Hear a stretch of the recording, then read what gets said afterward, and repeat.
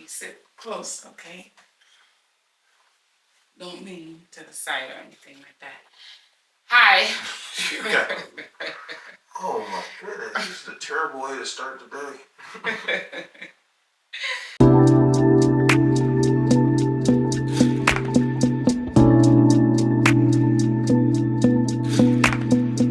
Magdala D. Norton with my husband, John E. Norton Jr., as he always likes to remind us, with another couples talk video. You shouldn't have made that noise while I was talking.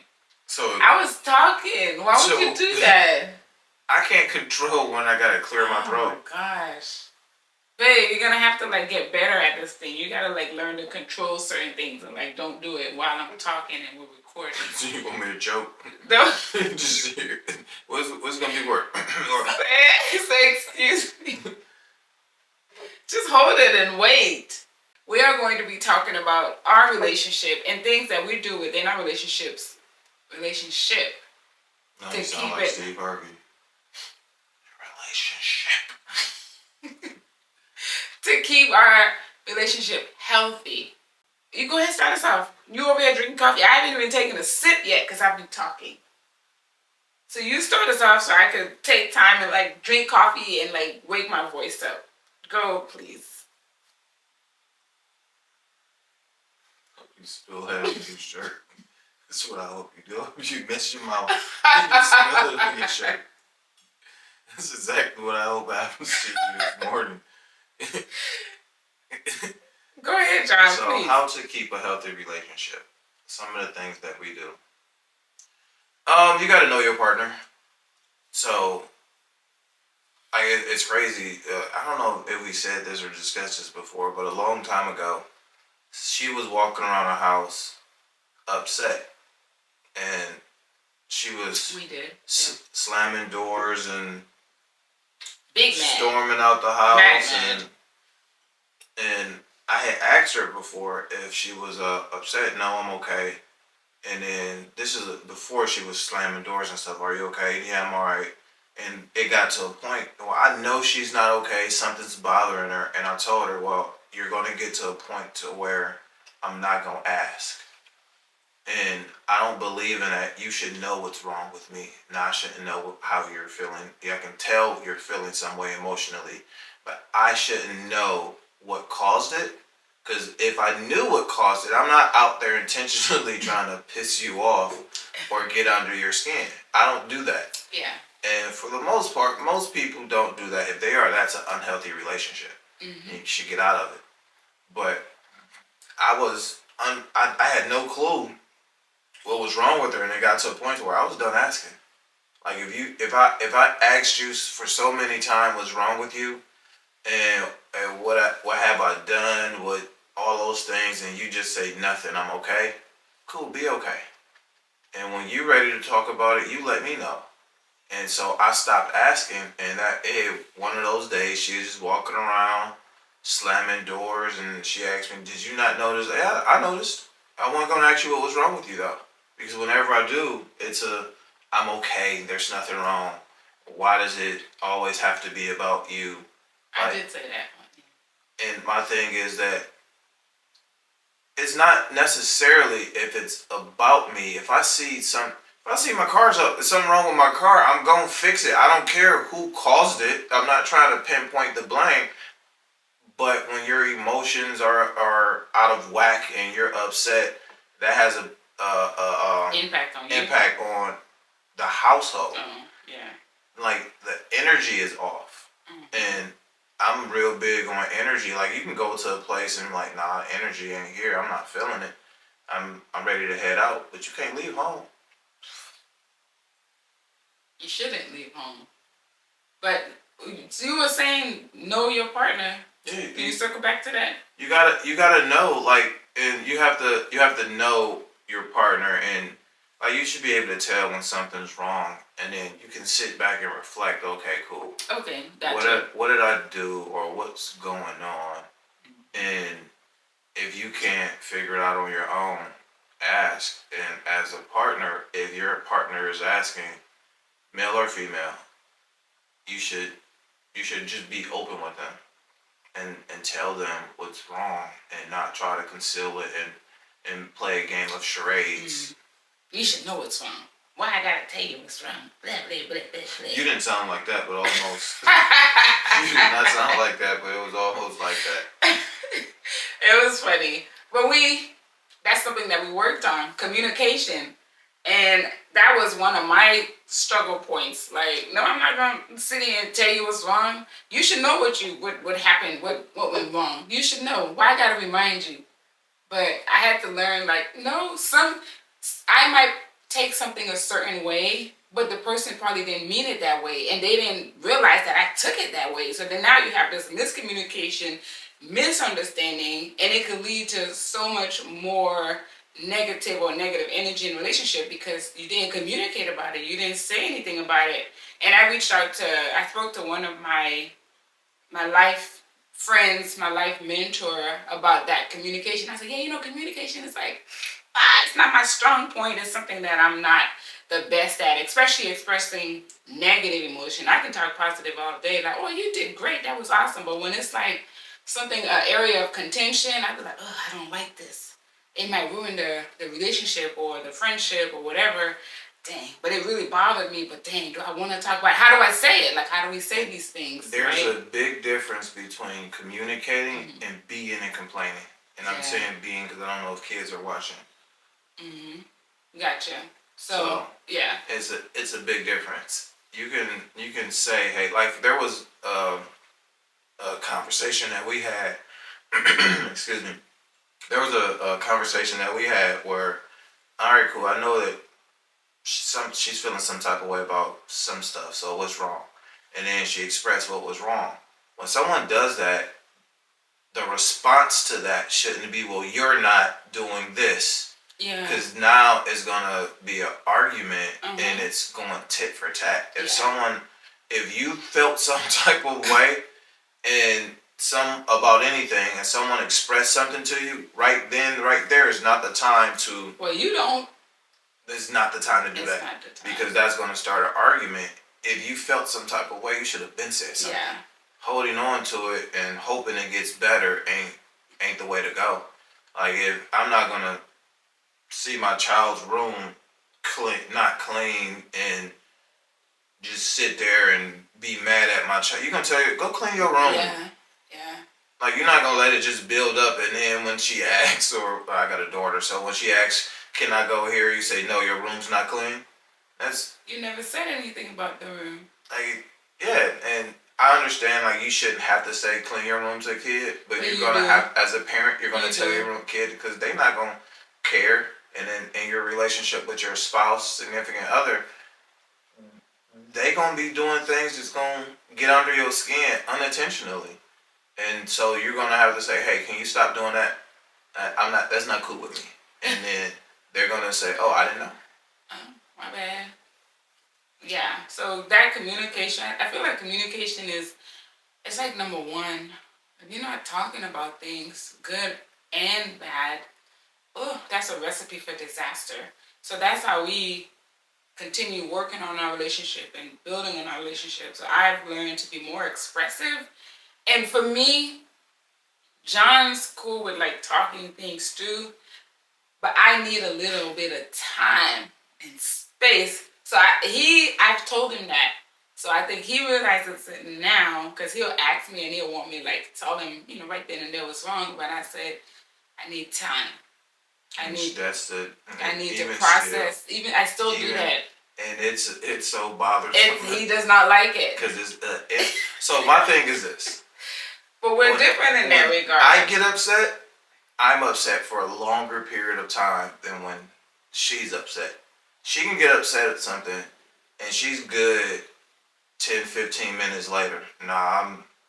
It's going to take me a day or two to get over it. So if it's worth being irritated for 2 days, then go ahead and do the irritation. But if it's not, then it is what it is. Like I could say recently, so we were having a discussion about my schedule is like, because I'm starting my business and I'm really focused on my business. My evenings have been packed. So what I would do was two things. I would ask her, um, do we have anything planned? Did you want to do anything later?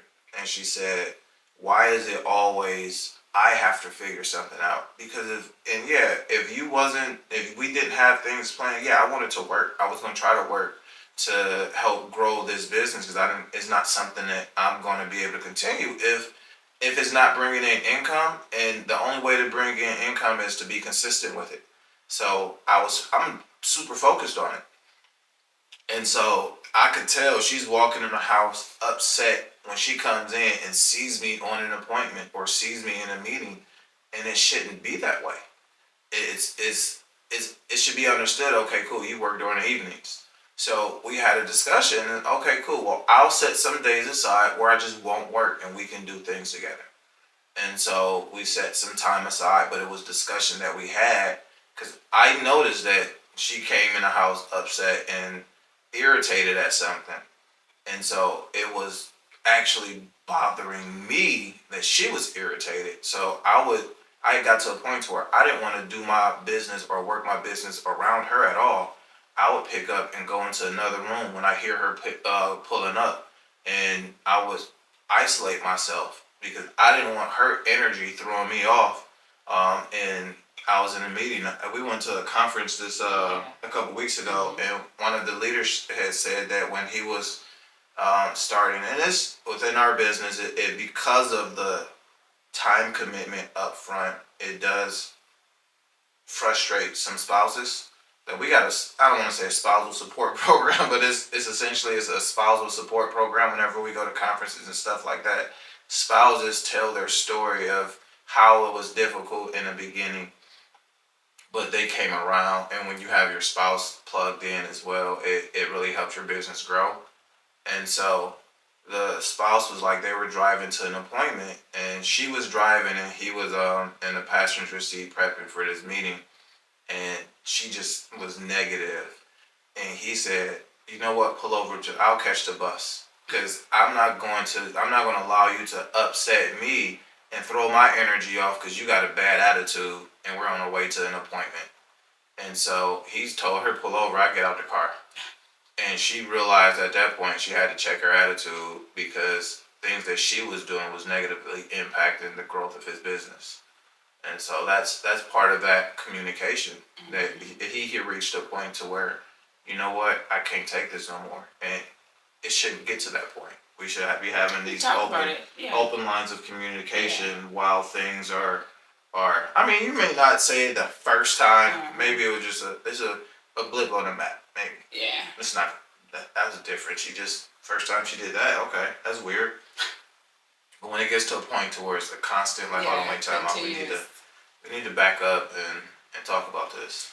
Yeah, but my point of struggle there was like, working all day, coming home, everybody's doing their own thing, so you kind of lose that family atmosphere, that family connection. So it's like there's a point of disconnection here. There's a potential for disconnection here. So I was like, I know something gotta give. You're gonna have to make some space. So he did, and we came up with some days, realigned his schedule, and it works. But now, I have court coming up. I'm in trial, so that frees up. He could schedule things because I'm not available. And it's like we talk about it, like our schedules have to match and it has to connect. Yeah, so it's okay if I'm working, then you work too. But then when I need time, but y'all see how that works? Give me my time. Y'all see how that works? When it's convenient for her, okay, yeah, go ahead, do that. But when it's not convenient, I did not ask a whole lot of you. Okay, just give me some hours. It's an issue. So. But it's funny. We can laugh about it now. It's working. He's doing his business. He's doing the thing. So he grows, I grows. Going back to that video we did about 2 towers. Like, listen, we're working together. We are building the brand here. We are building our fitness brand. We are building his brand. So give us the name of your brand. So I have an insurance company, insurance and investments, and that I work with families and help them save and grow money, become wealthy, and then if they're interested, we have a part-time opportunity as well to where they can learn about finance. Look, the business is, at worst, you'll learn more about your own personal finances and what to do with your money. So it's minimal downside and it's unlimited upside potential. And it's one of those things that it's something we all need to learn about. And if you don't know and get a control on your spending habits and your money and understand what you should and shouldn't be doing, then you're gonna reach retirement age and have nothing to show for it. Because these job pensions ain't it. If y'all want more information, y'all can reach out to me. Yeah. You can reach out to the comments. Hey, reach out, and I'll we're interested in the comments because we are. So where you? Here, I'll put my business number on. I'm okay. Put my business number on. Okay. I don't know about her.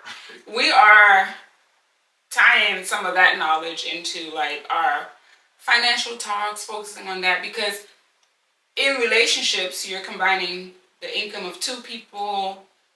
You know, you're growing together. So like money talks are a must in your relationship. You're not talking about money in like future. We are growing together. So you're gonna reach like a standstill point and you're not gonna have growth. Because money does help you grow. Like I see people with money and I'm like, babe, we gotta get this together. We gotta start working. So we've really been focused on our finances and like growing our finances. Yeah, that's part of our communication.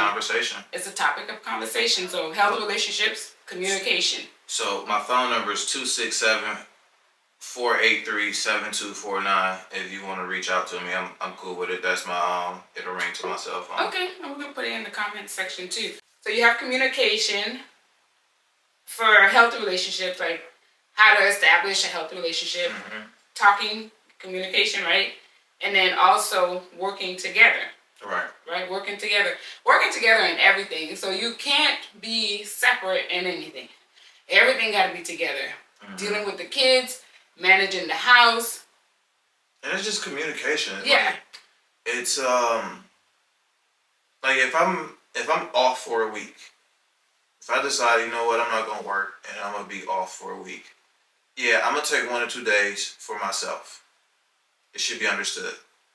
But then those other days, pitching in and helping out with stuff that I traditionally didn't help out with, should be understood and be part of the equation. Now, just to take off for a week, unless I'm out of town, and to leave town, and then if that's the case, then I can't be present to help out. But if as long as I'm here and I'm present, it's a hey, can you do there? And just like like Gina does certain things, Gina's gonna come to me for. Other things she's gonna come to Maggie for. She's gonna go to Maggie first when it's anything dealing with social media. She has her own YouTube page, so she's gonna run to Maggie for that. When it's anything dealing with can I get, she's gonna come to me because Maggie says no faster than I do. I'm more of okay. Let's find out why it is that you want it, and then we can go from there. And so I'll do things like that, and those are the things that those are the things that she understood, and it's like that communication line. Yeah, it's a family unit. It's everybody's working together in open lines of communication. We go out and go to a jump zone. Yeah. Maggie's gonna be editing something on her phone. I'm always working.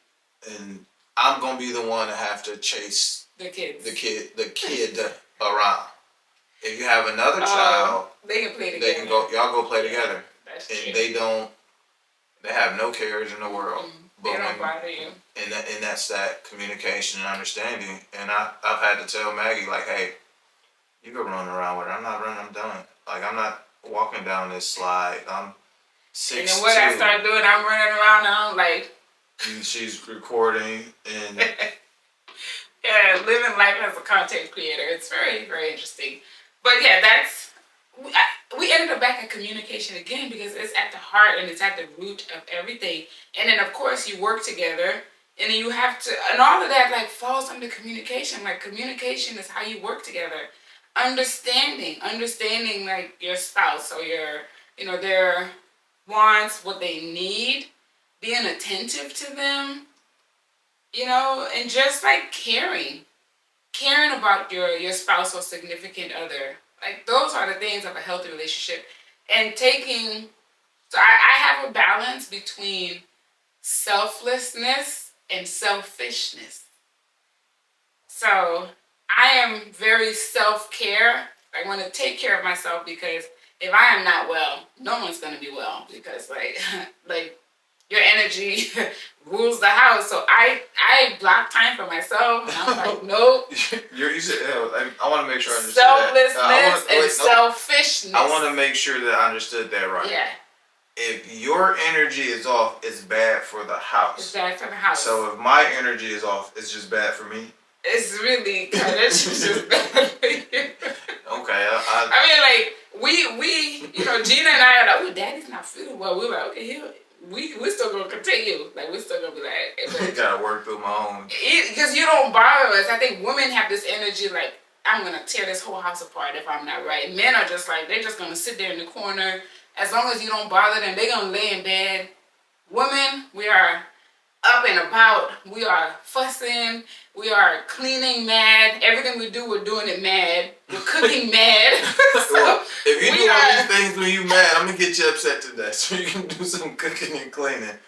That's what my goal is today. What? Yeah.